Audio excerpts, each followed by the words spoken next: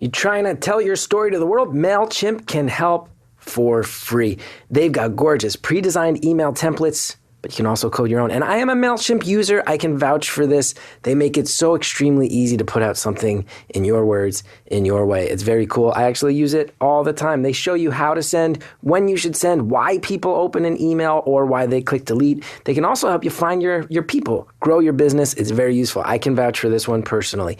Been using MailChimp for years. MailChimp can help you tell your story effectively and find people who care about it. More at MailChimp.com.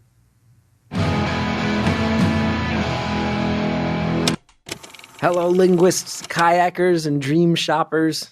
Thank you for listening. My name is Chris Gethard. This is Beautiful Anonymous. 1 hour, one phone call. No names, no holds barred. I'd rather go one-on-one. I think it'll be more fun, and I'll get to know you, and you'll get to know me. This call, very interesting, and went many different places. I hope you enjoy it. In the beginning, we talk a lot about linguistics, and you will be tempted to zone out if you're not a fan of linguistics, but I encourage you to focus up because it's actually pretty interesting. And then after that, I'm going to go ahead and say the greatest first date story I have ever heard. I laughed very hard, and then after that, it gets really there's a face depot. You have to listen all the way through, see what that is, but it got trippy. Enjoy the call. Thank you for calling Beautiful Anonymous. A beeping noise will indicate when you are on the show with the host. Hello? Hello? Yeah. Hi. Hi. How are you? I'm okay. Kind of hungry. Is this Chris Gethard? Yeah. That's me. Oh, wow. This is great. Oh, I've been thinking about what I was going to tell your producer to get me on here. Oh, you're going to get on by... I was coming up with a pitch. You're coming up with a pitch? No, we just patch them through. We just patch them on through, and then we all figure it out on our feet together. You can give me the pitch. What's the pitch?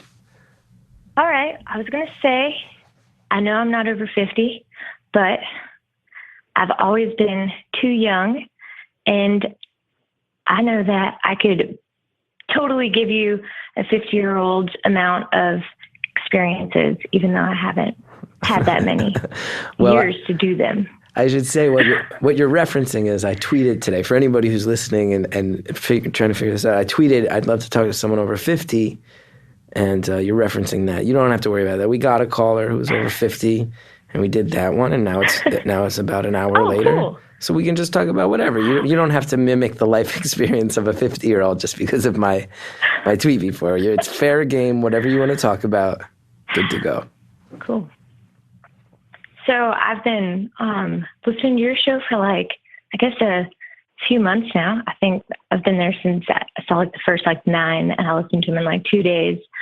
And it's one of the coolest one of the coolest concepts. And so I've been like, man, if I got through, this is what I would say. This is what I'd talk about. No, I'd talk about this. And so now I'm here. I'm just kind of like, wow, I was just doing some work on the computer, and I was going to go and organize the office. And then I was like, I already called a bunch of times. I was busy forever. I'm just going to call one more time. And then it went through, and I was like, holy shit, this is crazy. Well, what? Look. I knew today was the day, too. I thought about it. You thought about it even before you knew I was taking calls? Yeah. Look, it feels like it's meant to be. It is, yeah. So, lots of cool stuff to talk about. Okay. Well, I love language. I'm studying to be a linguist.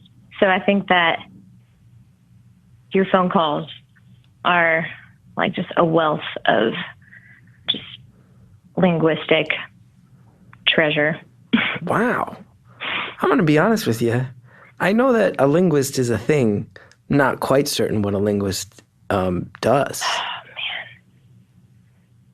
So there's so many different things that a linguist can do, but I can just tell you my sort of experience with it, how I've become really ingrained into this. I guess I didn't really know it was a thing either. And to be honest, growing up, I was like, yeah, I'll be a teacher.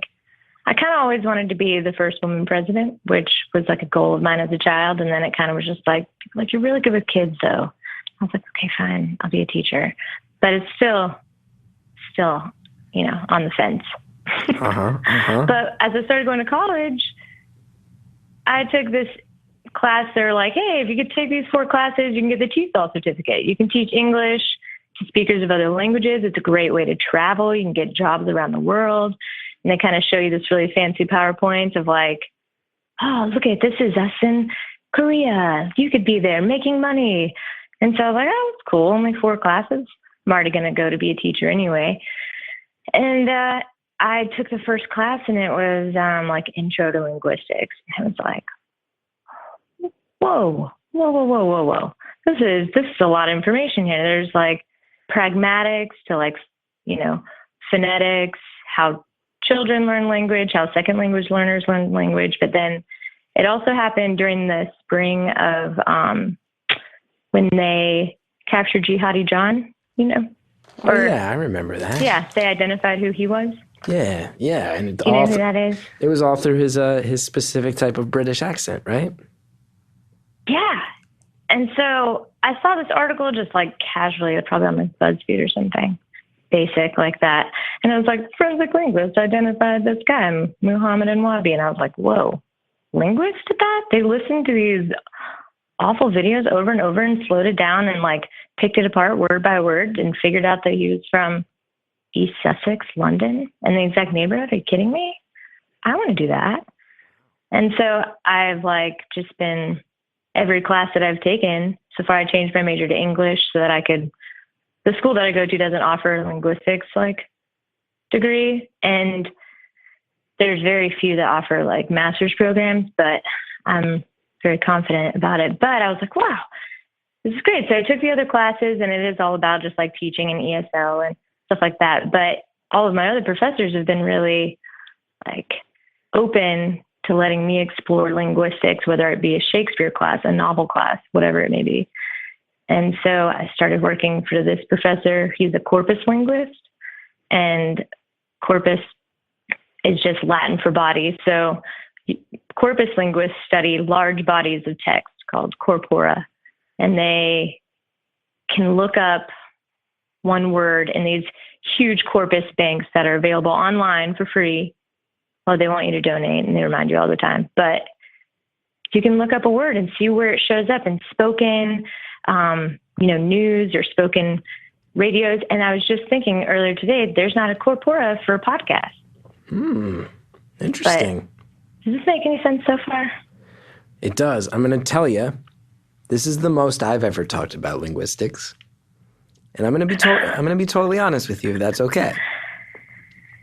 There's probably a lot of people listening right now who are like, holy shit, are they going to talk about linguistics for an hour?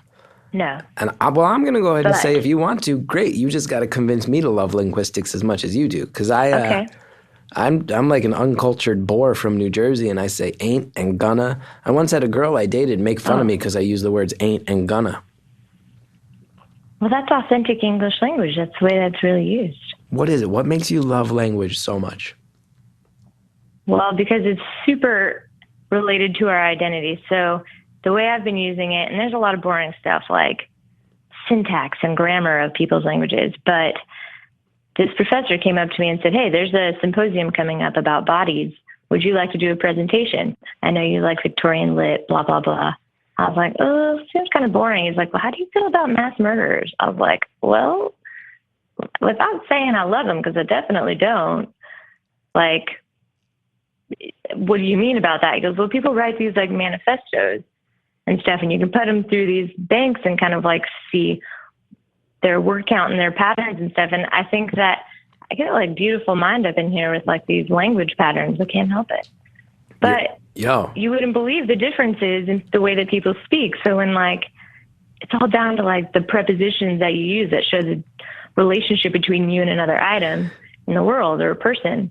And so listening to the way that people talk can give you so many clues about them. And I think that you do that subconsciously. That's why I find your show so cool. Well, thank you so much. That's really nice. And I'm going to say this with a lot of love and appreciation. You're one of the biggest nerds I've ever talked to. in my entire life. That's coming from me. I don't know if you've seen a picture of me, but That's funny.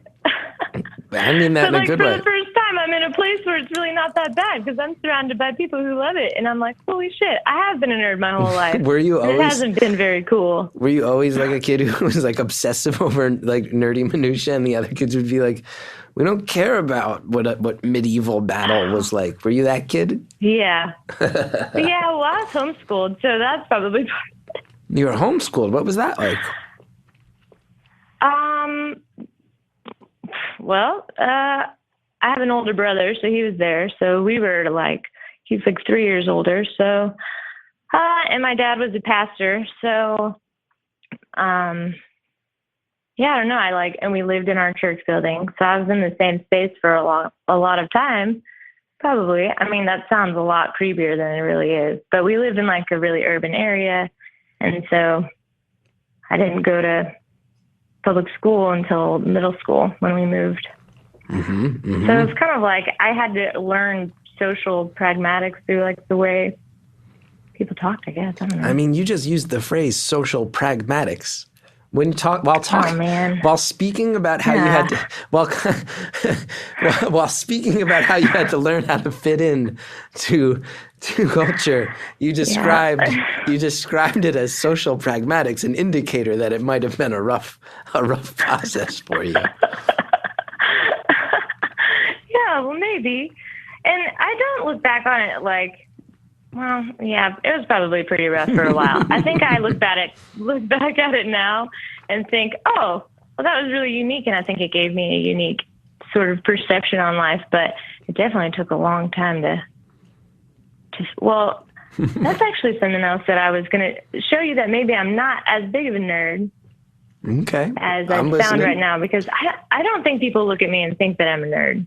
Because I definitely, I don't know. I could switch it up. What's that? I said I could switch it up. Push it up? What does that mean? I don't know what you mean. It. Like, I don't always sound like a super nerd. I have a lot of other things that I talk about, and a lot of other places that I fit in. And I think that that's because I was always observing that. I think I've always thought of myself as kind of like a chameleon a little bit. Really? Yeah. And so sitting on the phone with you right now, I'm like trying to figure out like, well, who am I? Like really, legitimately, like who would I be if there's somebody who doesn't know me and I wanted to give them like a certain idea of me as a person, and a nerd really isn't that bad. I've been called a lot of worse things. Hey, and I say it with love. I'm as nerdy as it gets. You ever seen a picture of me? It's tragic. I'm a train wreck of a nerd. But I'm not, I feel, I hope I didn't put you in your head, but I don't feel too bad. You're the one who brought up corpora linguistics and social pragmata. Because I think it would be cool to run all the transcripts of your conversations through it and see how, because you talk to people from all over the United States. It's interesting. Before you can figure out who they are, there's people that can like listen to just some words that people say and figure out like exactly what area they're from. Wow. What have you learned from me? What have you learned from listening to me? Well, you have some interesting, like, you're very self-aware, and I don't know, you can kind of see that in like your pauses and sort of like, there's an interesting like turn taking that has to be done in telephone conversations because you can't see each other or like tell if someone's slowing down or speeding up or wants to interject. That's interesting. I like where this is going. I like that you're starting to analyze me. This is getting fascinating. This is getting very meta. I know. Yeah, it is. That's scary. And we don't have to go down that road at all. I'm into it. But you're like the way that you started your first conversation. And I think that you probably post them out of order from what I can tell, but you can still see there's kind of like a progression in the way that you take turns, maybe. Well, the earlier one, you're being very nice. I interrupt like a motherfucker in the first handful of episodes because I'm very nervous. And you're that's what you're being nice, but I can say I interrupted like a son of a bitch. and I get called out on it on Twitter, and you're telling me you can very quickly tell from the amount of interruption and the way I'm pausing or talking over people which ones were the first ones out of the gate. Yeah, but also I just think that you're really excited. This is kind of uncharted territory from what I can tell about just, I don't know, I grew up listening to talk radio with my parents, like the old Rush Limbaugh, Dr. Laura on like, so I grew up listening to like these phone conversations, but it was, and there's an anonymous sort of factor with that, but this is kind of newer. This is different. And so it's new territory. So I think like you were excited about the possibility of like figuring out what your role in that situation is. Yeah. And callers kind of are too. And so people that have been listening also come like prepared with something to talk about now rather than being like, what's up? Yeah, I get that.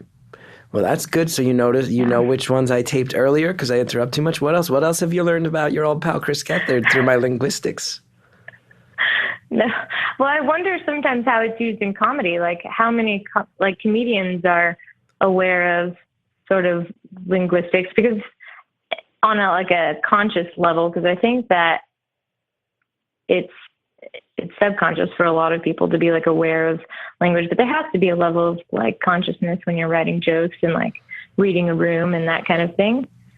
Definitely. Totally. And I think one thing you might get really fascinated by, I actually have noticed like a lot of the best comedians, there's a lot of good comedians with really good jokes, but I think the great comedians, a lot of it lives in the pauses and in what they kind of let float and what they kind of link together. Yeah. I think you'd really like comedy. There's my friend Mike Birbiglia, I opened for him for a long time, for like a year out on the road, and I noticed he would change his jokes and he'd like start walking on a different word, or he'd like move his left arm instead of his right arm to accentuate a punchline. And he's really scientific. He's playing with every aspect of the words and the presentation. How's that work for you? How's that work for you linguistically? Oh, I love it. And I would notice it. I feel like I was watching a Netflix special because I definitely love comedy. Before I figured out, I'm kind of late to the game on like the technology thing. And I didn't realize that I had this like bank of podcasts on my phone. I just put it in with like the stocks and the charts and the stuff that goes like the compass. It's like in the extras box. And yeah, I know all the things that are on a phone. Listening. I am aware of all the things that are. I know all the things that are on a phone. You don't have to list them all individually. I know, but it's that everybody has that drawer. Just like everybody has a drawer with plastic bags in it. Like that's. What is your deal? What is going on? What's your story? What's your deal? What is going on? You listen to a lot of podcasts. Focused. I have like severe ADD. Yeah, so. I've noticed this about you. You listen to a lot of podcasts. You know we like abrupt topic switches. What is going on with you? What is going on, man? Oh my gosh, I just didn't think that I was.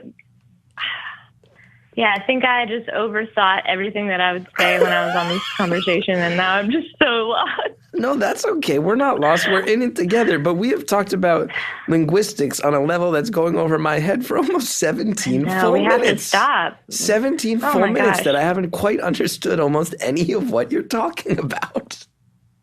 Oh, that's terrible. Okay. That's okay. And don't feel bad. But now we're sitting here, you know, like the way the show works is John is in the other room and he can call up websites and stuff and send me little messages to help keep track of stuff.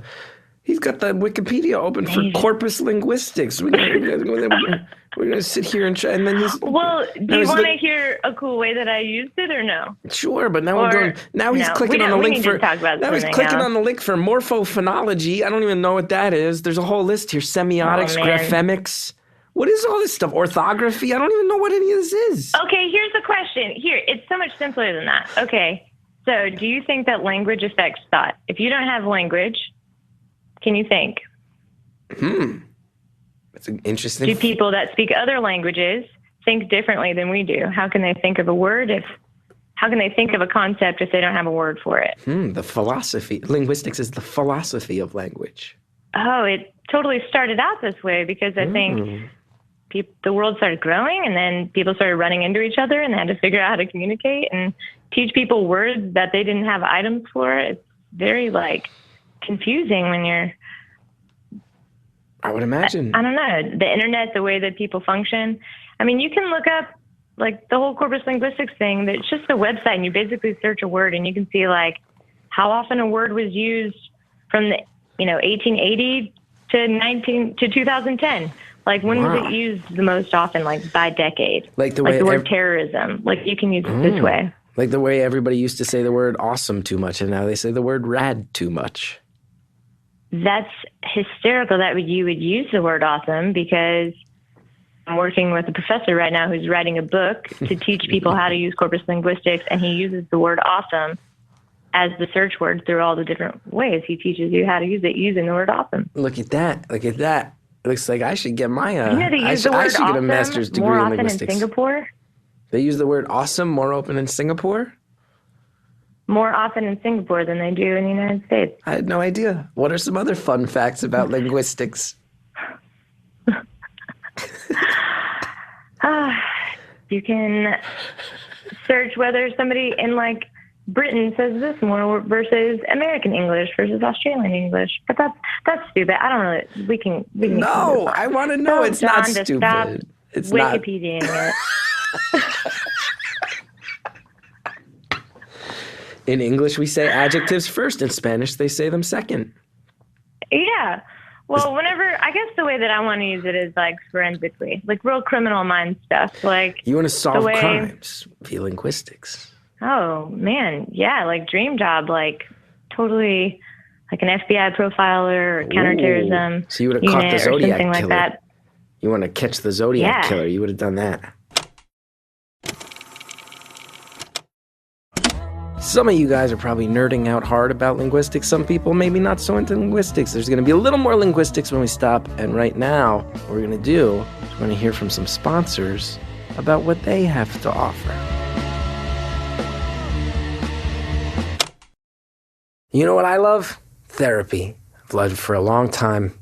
Big advocate. And I think therapy can and should be affordable, confidential, and convenient. And this is exactly what Talkspace is. Only with Talkspace do you get unlimited messaging to your dedicated licensed therapist for just $32 a week.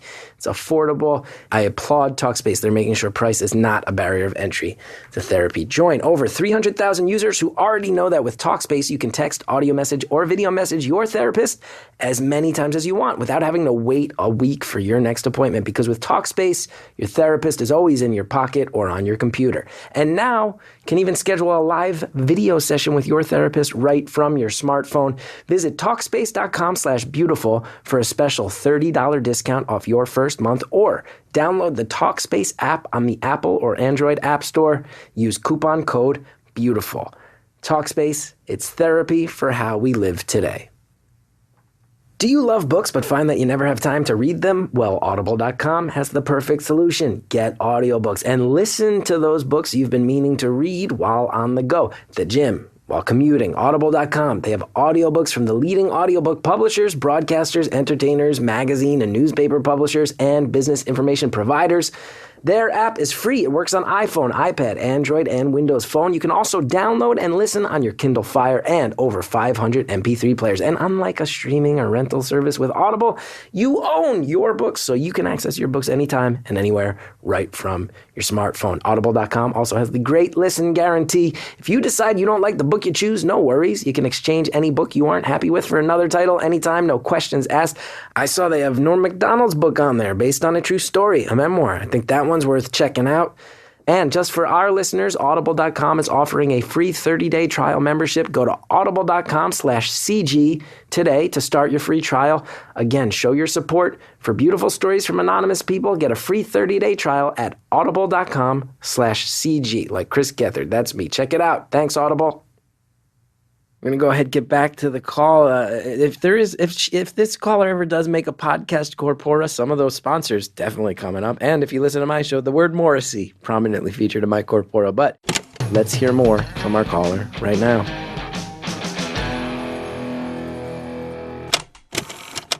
You want to catch the Zodiac killer, you would have done that.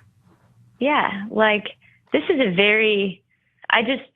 I'm in the process of writing a paper, like potentially a dissertation on the topic, but about kind of like these manifestos that these mass murderers are using, and there's sort of linguistic patterns all the way from the Columbine shooters to Adam Lanza to Elliot Rogers to all these people. That they share? They have all shared leave these manifestos. Oh, so they Yeah. leave manifestos and you examine them individually, or are you saying that they share certain qualities? That's my theory, is that they share certain qualities, but I have to go through a lot of data first. Oh, so you're going to read So I've everything been working that on one killers. specifically. Which one? Elliot Rogers. He wrote a 137-page manifesto. He tells his entire life story starting from day one up until the day of his retribution. I got to tell you, it's not like I like any murderer. That guy, I didn't, because he was like the men's rights guy, right? Well, he was more like pretty young blonde girls were ignoring him, and that really pissed him off. Oh, and my God. They were dating like more jock guys, and like he was more of a perfect specimen because he had money and gentlemanly status. But like he uses the word like to describe a guy that's with a hot girl. He's like, he was a deplorable lout. Like, who says that? You're 20 years old. Calm down. Yeah. Calm down. A deplorable lout? Yeah, just grow out of it. Who says that? Just ask the girls out. It took me forever. I was such a... Yeah. I used to think every girl was ignoring me, and I realized I was an unappealing, socially uncomfortable mess, and I just got my act together. Yeah, I know how that feels. Yeah, I bet you do. 17 minutes about linguistics. I bet you do. Wow. This guy. There's definitely a growth period there. Some growing pains. Oh, yeah. Do you still feel like you're not awkward? Well, I think I turned out okay. I think I found a community that made sense for me, and it took many years. And then I think I grew into my own skin, and that took many more years. I think I probably started feeling okay about myself when I was maybe 28 or 29 years old. It took about a solid 3 decades before I felt even okay. I would say I really only feel good. That's normal. I feel only good since I was probably about 32. That's 30. Like November of 2012 is probably when I started feeling good about myself. Yeah,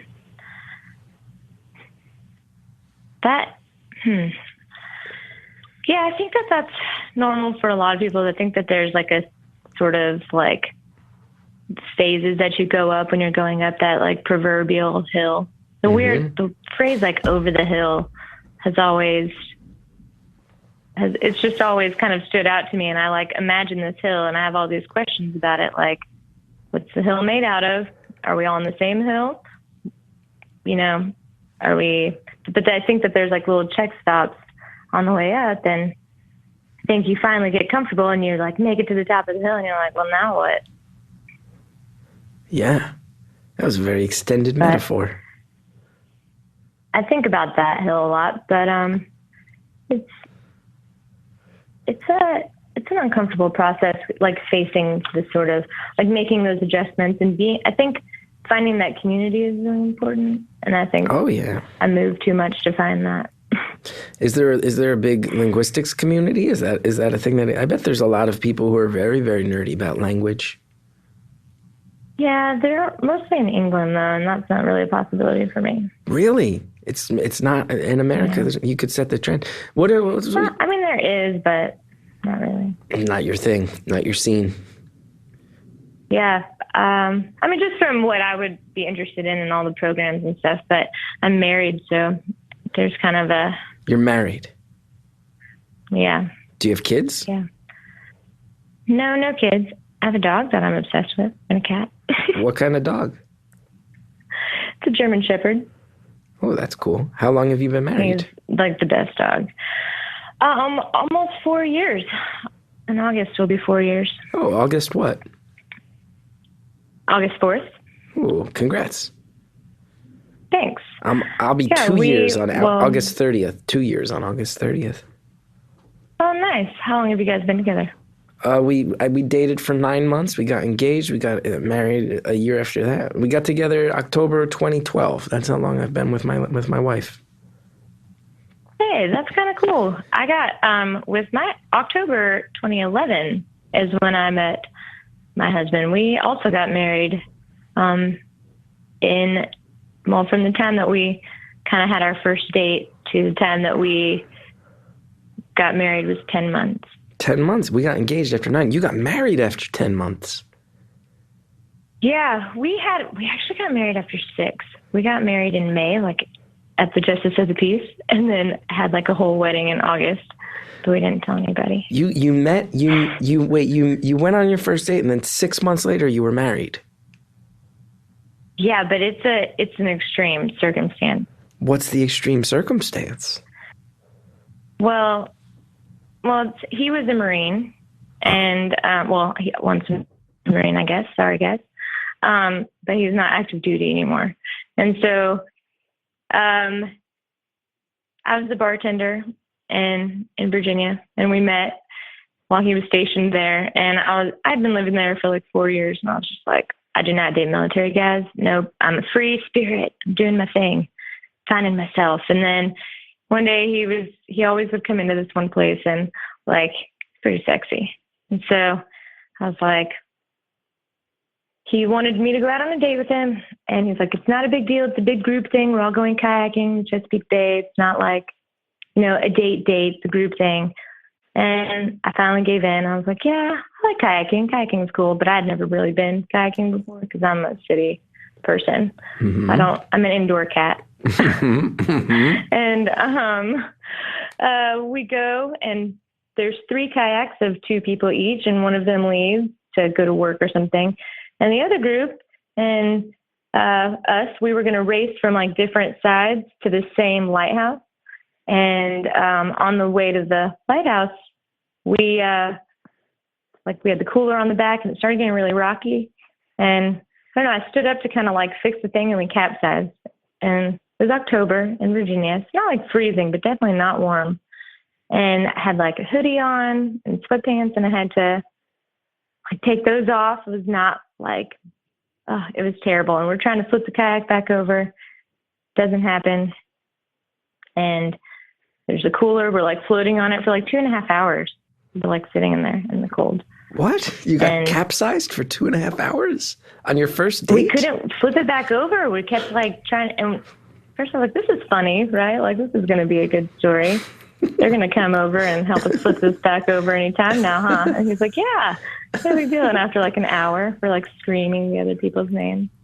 I'm like, we think we see him, and then we don't. This is your first date? I'm like, okay, well, yeah. And I was like, I knew I shouldn't have gone out with you. And you said you had to strip off all your clothes. So you're in your underwear? I had a bathing suit on, thank God. Oh, good. So you're in a bathing suit hanging from a cooler for 2.5 hours with this man you barely know. Yeah. And then we had to eventually, like, the cooler starts to, like, sink. And so we see the island, but it's pretty far. And the current's pulling us away, so we have to start swimming towards it. And I grew up swimming in, like, swimming pools. I'm not a ocean person. And so I'm, like, on my back, like, trying to do, like, the chicken soldier airplane thing, they teach you in, like, swimming lessons. I'm like, I'm not going to make it. This is how I'm going to die. And I turn over, and he's, like, already touching ground, and he's, like, forever away. And finally make it to this, like, little sandbar, and like saves my life all dramatically. I'm like, this is awful. I'm so not graceful. If you can just imagine that I didn't have this scenario figured out beforehand. Okay. I don't know how to act.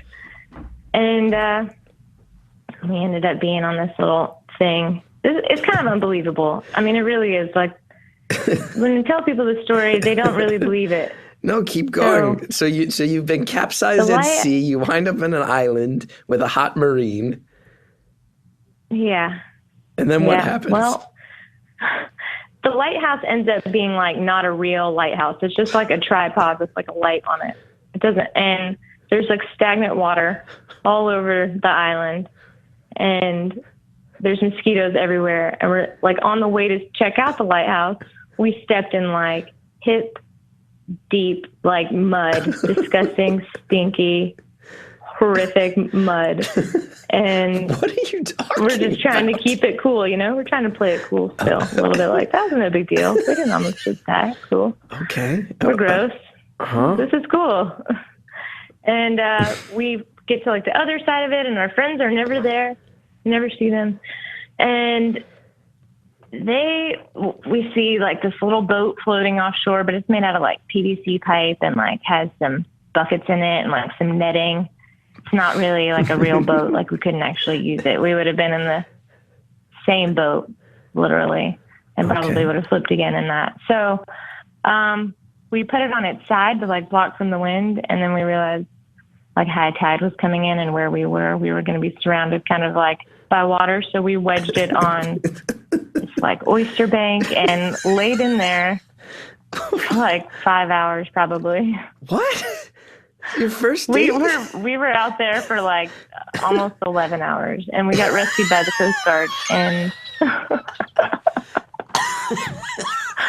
so, wait, your first date, you were capsized and trapped on an island for 11 hours, and the Coast Guard came and rescued you.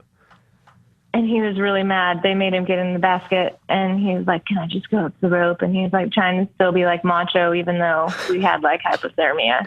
And they're like, "Nah, dude, you got to get in the basket." And he was like, so mad. What are you talking about? This is not a first date. Then what happened? They took us to the hospital. I called my mom. She's freaking out. They had called my roommates home from work. They were like, "We can't find her. 30% chance we'll probably find their bodies." Like my mom is coming to like claim my stuff already. And I don't know. After that, we go to the gas station. Like they took us to this hospital like 2.5 hours onto the Eastern Shore instead of taking us back to Virginia, like Norfolk, Virginia Beach area. So our friends had to come and get us, and we had to drive like 2.5 hours home. That same night, I'm wearing like a set of huge scrubs, and we're starving. So we go to a gas station, a Wawa, to get something to eat. And I was just like, stop laughing so hard. You're in a Wawa in hospital scrubs. That's the best. I've seen people in Wawas and hospital scrubs. This is the best story I've ever heard. It's the best. What do you? Okay, keep going. So you're in hospital scrubs. You're in a Wawa. A Wawa. And have you ever been to a Wawa? So many times. I love Wawa. Oh, it's the best. Yeah, you get the sandwich. We don't have them here where I live now, which sucks. Yeah, we don't have them here either. You get the touch screen. You do the touch screen. You get a sub. It's so cool. But they also have like mashed potatoes and stuff. But that's the thing is like when we went in there, I was like still trying. What do you eat after all of that and all of the drama? It was so much. I just got, this is the worst. This is the most embarrassing part. I just got Cheez-Its and chocolate milk. Like, what? Out of all the options, those aren't even two of my favorite things, like even close. I would never pick those things out now. And so, but Nick gets in the car, and he has 3 ice cream sandwiches, chicken tenders, 2 subs, like mashed potatoes, mac and cheese, like 5 Gatorades. Like he just bought like all this stuff, and we just sat in the truck, and he's like, "Yeah, I saw what you were getting. That was terrible." And I was like, "Well, I guess I'll marry you since you know how to pick out snacks at a gas station." Wait, you didn't say that in the truck, did you?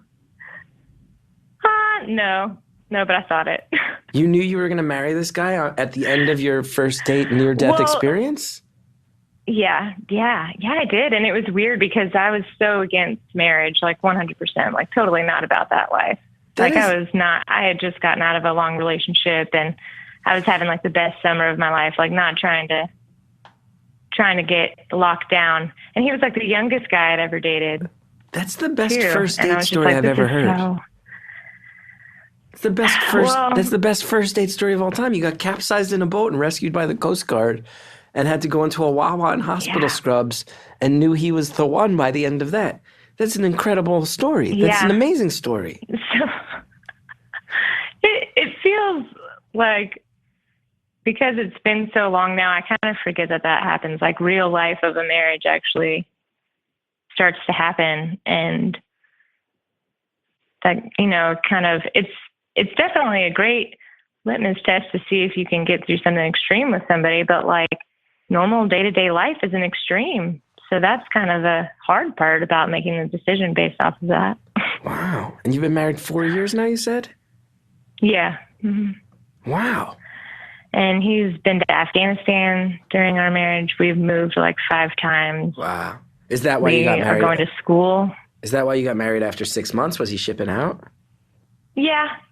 It was like, I guess it was it was pretty much that. Because I would like to point out. And also out. it was kind of like, yeah. I would like to point out that I said, like, you got married after 6 months. That was quick. How'd that happen? And then then you gave an epic tale of being lost at sea and trapped in mud and huddling for warmth. Yeah, it was. It was. I know, but in the middle of it, it was kind of, we laughed like the majority of the time until like the last few hours, and it was like, holy shit, this is serious. Yeah. This isn't funny anymore. Who contacted the Coast Guard? Well, our friends that were supposed to meet us at the lighthouse said we never made it. And so they went back and they thought that we just like went back to the truck and were just like banging or something.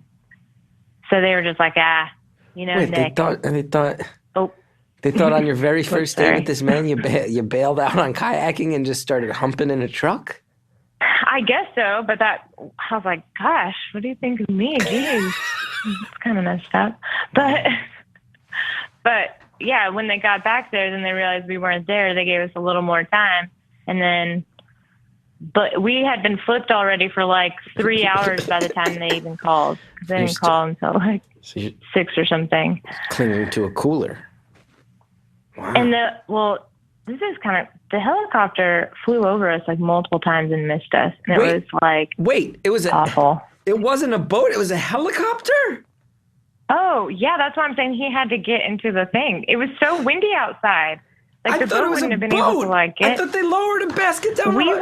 You had a first date that ended with you being rescued in a helicopter? It's on video. What? They thermal video all of it. You have a thermal video? I know. I wanted to play it at the wedding, but Nick said no. Your first date, your very first date with the man you married, you have a thermal video of you being carried in a basket into a helicopter in a rescue at sea. Yeah. For any fans of linguistics and Wawa, great store.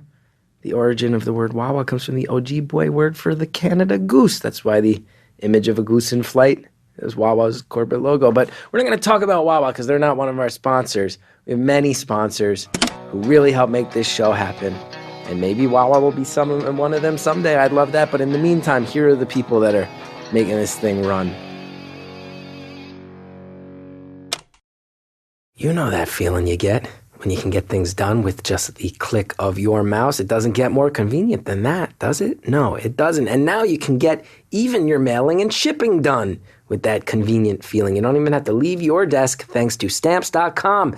Stamps.com turns your PC or Mac into your own personal post office that never closes. Talk about convenient. You can buy and print official U.S. postage for any letter or package using your computer and your printer.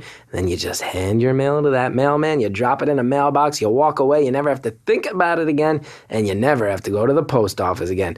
Love Stamps.com. Love anything that helps me avoid the crushing social anxiety that comes with going to a post office and living in fear that I filled out the forms wrong or done something wrong or that I'm going to get that side eye from all the other people in line. Right now, sign up for Stamps.com. Use my promo code BEAUTIFUL for this special offer, a 4-week trial, plus a $110 bonus offer, including postage and a digital scale. Don't wait. Go to Stamps.com. And before you do anything else, click on the microphone at the top of the homepage and type in BEAUTIFUL. That's Stamps.com. Enter BEAUTIFUL. All right, any stoners listening to this call, you're about to really love the Face Depot. You can listen in, see what that means. You have a thermal video of you being carried in a basket into a helicopter in a rescue at sea. Yeah. I'm a hot mess. That's awesome.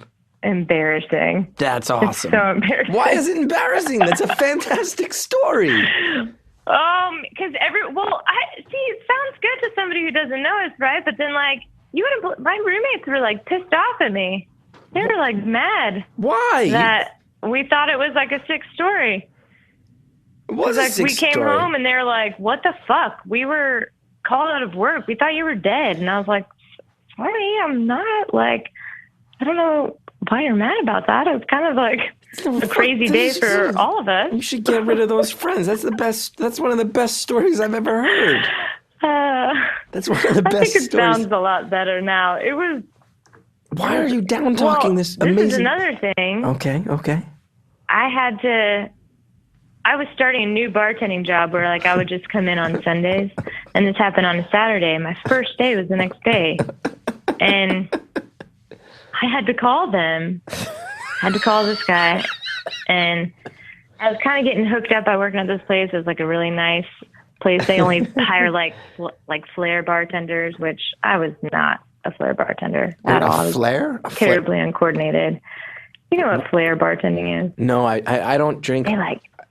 So, oh, that's right. So yeah, I don't really know. But it's like people like bounce bottles like off their elbows and like make like 19 shots all at once, and they're all different colors from the same. It's stupid, but light drinks they on can make a fire lot of and money stuff. doing it.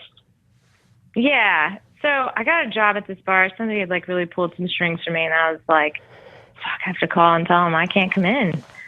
And I was like, "Hey, got into a little bit of an accident yesterday. My feet are kind of." They're a little cut up from some oysters. Yes.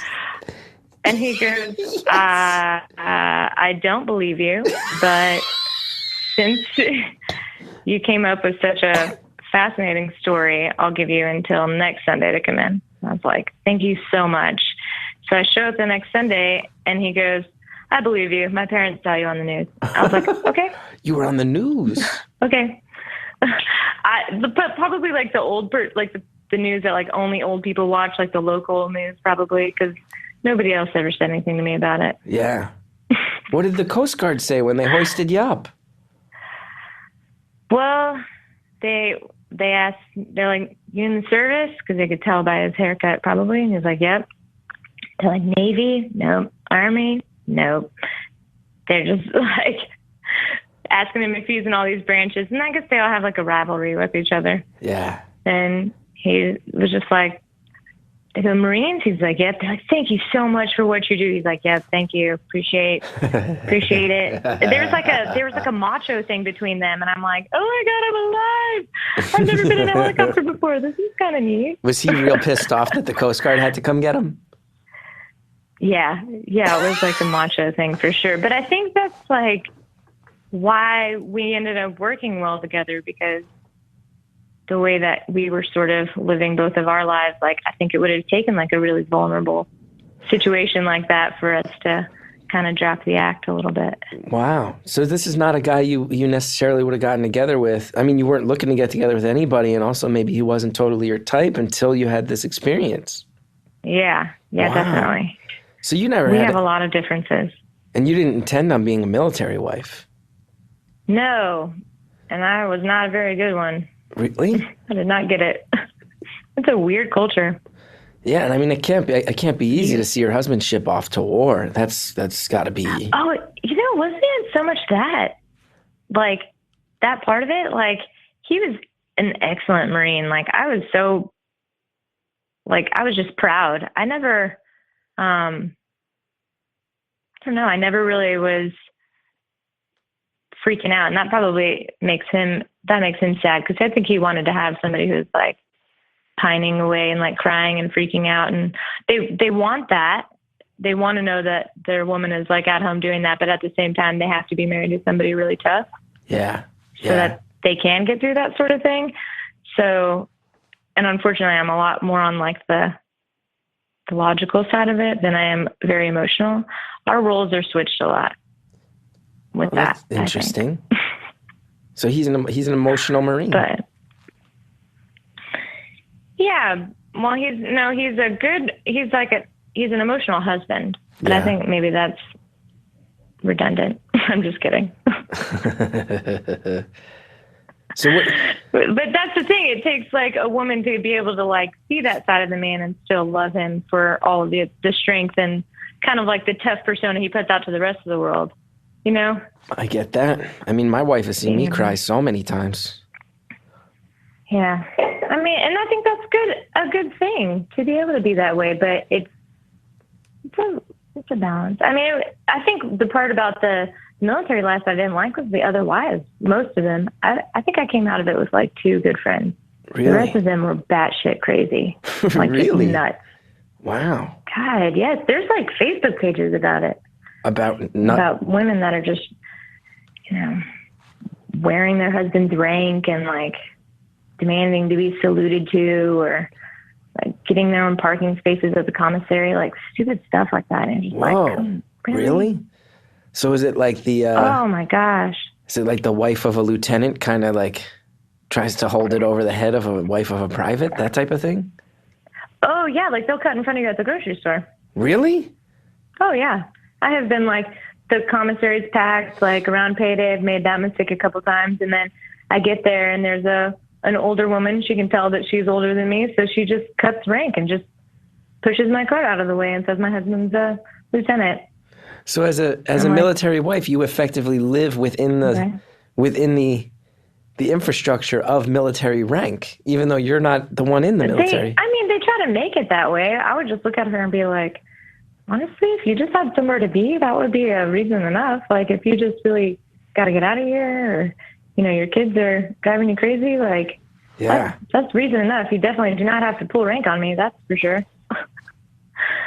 And what she would just look at me. Like, if, like, does that, what happened? Are there repercussions for your husband if that, like, does then that lieutenant, if you're like, hey, and you get into it with the wife, does that lieutenant then make your husband, like, clean latrines and stuff like that? Well, if she really wanted to, like, get my information, but I don't think that, like, she could technically get ask me what my last name was and go and find my husband, I guess. But the bases that we lived on there were hundreds of thousands of people that were in and off that base. That's like, if I like directly talked to or his commander's, you know, wife, maybe poorly, but the odds of that ever getting back to him are slim, because most husbands would be like, you cut in front of somebody in line and she was like, chill out, it's totally fine. No, I'm not going to say anything. Yeah. But women would cuss each other out, like in the store, and like if there's like a physical altercation or something like that. Really? That always gets back to your husband. Yeah, people would fight over like the dumbest stuff. So when I got married, I basically was like, you have a couple years left. That'd be totally cool if we did not have this, you know, have this life forever. I don't think I could do this forever. So it's kind of a deal that we made, but that's come back to bite me. How so? A few times. Well, because he says that like maybe he could have advanced in that aspect of his career, but like I asked him not to do it. So now whether I want to like teach abroad or go and work abroad or do something like that, he's like, well, I thought you didn't want to have that kind of like separation or whatever. What's the difference between you going and working in Africa between me going on a deployment for the military? So I kind of grounded myself there. That's rough. That's rough that it got like tit for tat a bit. But I mean, like Marines get like people shoot rockets at them. That's linguists aren't really dealing with like enemy insurgents. That's a major difference. Yeah, I know. I've used that argument, but it didn't really work. But we'll see. That's a bummer.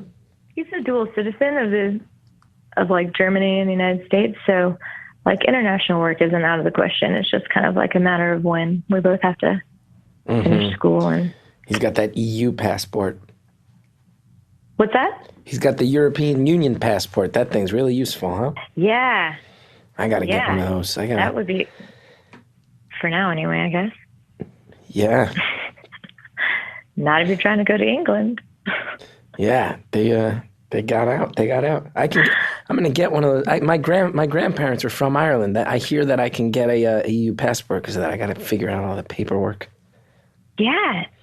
Yeah, go see what it's like over there. It means a lot. Go see where my grandfather grew up. Absolutely. Yeah. I agree. My family doesn't have very much as far as like, I don't know, family history, like background genealogy, but goes back like centuries. It's fascinating. They have like really, really extensive. I've always wondered exactly. We got our like DNA done, but it basically just said like gypsy. That's what yours said? Basically. Wait, my like- mom and dad's, like, we got both of theirs done, and there's just a lot of random, like, Eastern European all over the place. Oh, wow. That's cool. So, yeah, it's kind of cool, but it also kind of feels like it kind of validates the way that I've always sort of felt, like a gypsy, sort of traveling and not really having like a super solid foundation as far as like where I grew up or what we went through or like a history or what my people did. Wow. So Yeah. I don't know. It kind of made sense, I guess. So Yeah. maybe you're of the Romani people, I believe. Romani? I'm not sure exactly how it's pronounced. The Roma. That'd be cool. Yeah, it could be. Yeah, keeping it alive. Hey, we got about 10 minutes left. Well, would you, sorry that I rambled so much about all that other stuff earlier. What stuff? The But- linguistics stuff? Yeah, so nerdy. Don't you apologize for that. And like not nearly as interesting as the rest, I guess. No, who cares? Listen, this is real. This podcast is just conversations. There's no pressure on you. You don't have to come out of the gate. You talked about linguistics. Some people will find it interesting. Some people won't. You got the first date story. It was an amazing story. You did great. No apologies. Don't overthink this. Nobody who calls this ever needs to All right. overthink this dumb show that I do. I don't think it's dumb. I think it's pretty neat. It's But okay. I have something that I wrote recently, and I'm not a creative writer, really, but I am teaching a creative writing workshop, and it, like, a bunch of kids have taught me, like, more than I could ever, like, imagine about sort of identity and culture since we were kind of going back to that. And I wrote something that I wanted to share. Okay. All right, so it's called Face Depot, and I'll just read it out loud. So, as a child, it was a nightmare. I was in a store that sold things to wear, but they weren't dresses made of silk and laces. Instead, just rows and rows of empty faces. Aisles for hair, moods, and skills, for skin tone, attitude, thrills. A sign above me read, "You can be whoever. For the right price, you can change your forever." To make a choice for one, impossible. I am too young, too scared, unable. How can I know my skills, my passions, my desires? I wandered through the aisles, reading the tags, looking at prices. The clearance rack smelled putrid. Stickers warned expired. Rotting, rancid sockets, on sale. Faulty, used, returned. There was a layaway. Your life will change come payday. The line to try them went on for miles, customers separating the potentials into piles. There were those that debated even making a change, and others avoided that look in the mirror pang. Some shoppers casually browsing. I even overheard one couple choose on faces they each found arousing. The shop owner shook her head and she sighed. She said, "You have to be aware of the effects on the side. Read the fine print when you decide to buy a face. If change isn't serious, you're in the wrong place. The policy is lenient, but some things cannot be returned. Before you were born, your parents came to buy the face you wear now and the name that you go by. Choose wisely, choose quickly. Time will fly. Damages incurred. Just try to remember some things just can't be returned." Then I ran out without making a purchase. Each mirror I passed showed reflections. Sans purpose. Wow. That's it. It's like a twisted Dr. Seuss. Hey, yeah, kind of. That's what I was going for. Cool. I think a lot of... But it was like a real dream. It was you actually had a And dream about buying kind of- faces. Like multiple times. And it would always be kind of different. I would see like other people in my life, and I would see a lot of different people like coming through my church and stuff, and being like really young and kind of not always having a conversation with everybody that came through. I tried to like read who they were and had to get people to pray to accept Jesus within like 10 minutes of knowing them. So reading people was really important. And I think their faces kind of said a lot about them. And so trying to figure out like what I wanted my face to say when people looked at me was really hard. And I think that's something that you were talking about earlier, like kind of growing into a place where you're really happy. It's kind of like we buy a lot of different faces and try them on, and some things, you can kind of see them layered up under people. Did you ever buy any of the faces in the dream? Yeah, I eventually bought one, and then I don't know. I think I've bought a few different looks, and I'm still trying to figure it out. And I think maybe just within the last year or so, I've kind of started to really recognize myself and see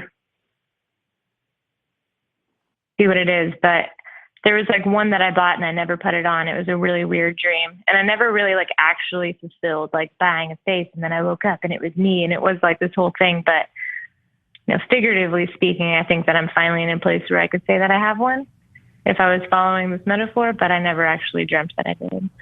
I'll tell you what, this call got real trippy at the end. Good. I want you to think about it, like walking away, maybe. I feel like some people there's gonna be some people that listen back to that poem and really unpack a lot psychologically there. I hope so. Yeah. I've had to. I think somebody said something recently in I think it was Bo Burnham. I don't know if you've seen Make Happy. I keep hearing it's great. I gotta watch it. I've fallen way behind on consuming my comedy, but I keep hearing Bo's special is amazing. Yeah, but he says something about like we're this generation that wanted to perform, and so the technology and the internet just said, here, perform everything.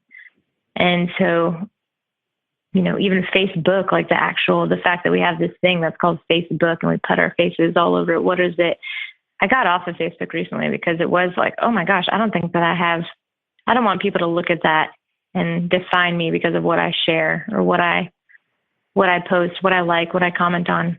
It gets it's too much. I feel like it's so inauthentic and hard to really give the right impression to the rest of the world just through something so, 2D, two-dimensional. Wow. You're doing okay. This is you're getting really into like identity, and it's feeling pretty deep, and you're sounding maybe a little down compared to before. Oh, no, definitely not. I'm not down about it. I'm overthinking it because I'm like, I'm teaching a lesson on cultural identity and creative writing, and that's literally what I was doing when you called. And so I think now I'm kind of, I know that it's coming to an end, and I'm sitting here looking at my computer screen in front of me. I didn't call. Just to be clear, you said when I called. You did call. I didn't. Oh, I don't want people listening. I don't want people listening to think I just randomly called you. No, not at all. When I called, and it was kind of like, I need to get back to this, but I'm just going to call one more time. Good. And now I'm thinking, I'm glad you called. What did I want? Well, I hope so. I'm really glad that I had a chance to do this. And I think it's a beautiful movement. I think it really focuses on like the individual, separates people from this like larger ideologies that we're lumping ourselves into. Well, I'd like to think so. That's kind of you to say. I like to think that if anything, this show we're all figuring out together is like humans can still be individuals that have meaning. Like interactivity isn't just put a hashtag up. You can actually talk to each other, and that's maybe interactivity isn't just technology. I got really upset about not upset, but I really started thinking about the hashtag thing. It's getting a little arbitrary. This like Mad Libs of hashtag pray for Mad Libs. It's just not enough. It's not a Band-Aid. It's like we need a tourniquet. This hashtag is not cutting it anymore. Yeah, I agree with that. Just so you know, we got about a minute left. So anything you need to get off your chest, you got a minute. Nah, I feel pretty good about it. You feeling good? Yeah. I'm feeling good. Thanks for having us talk.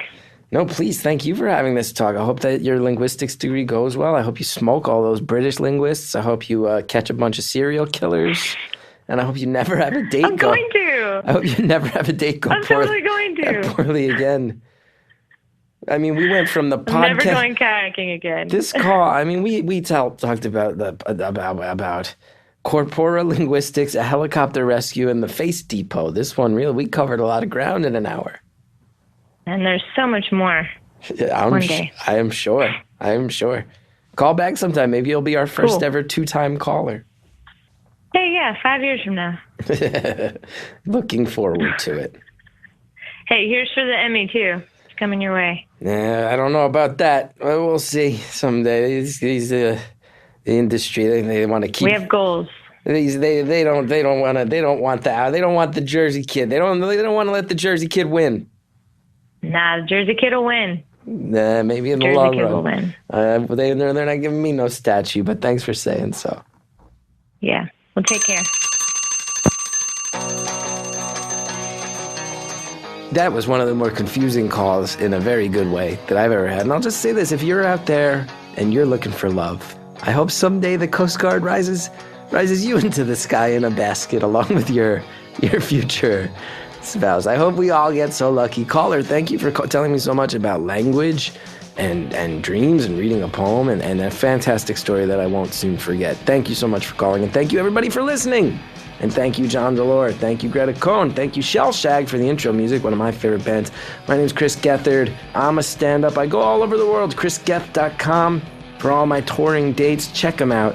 Remember that the best way you can support this podcast, go on iTunes, subscribe, rate, review, and tell friends. Word of mouth. Such great advertising.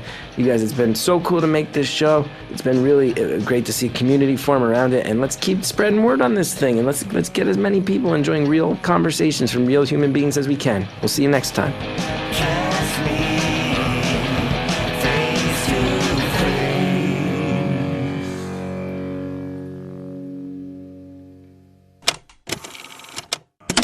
We always got more phone calls coming down the pike. Here's what you'll hear next time on Beautiful Anonymous.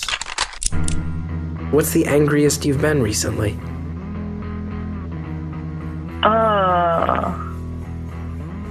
What's the angriest I've been?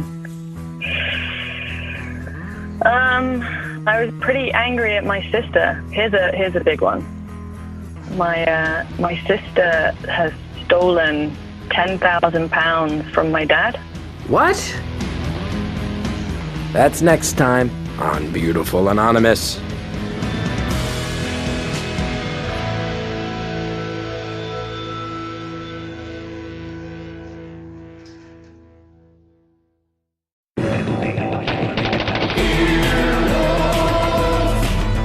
This has been an Earwolf production, executive produced by Scott Aukerman and Chris Bannon. For more information and content, visit earwolf.com.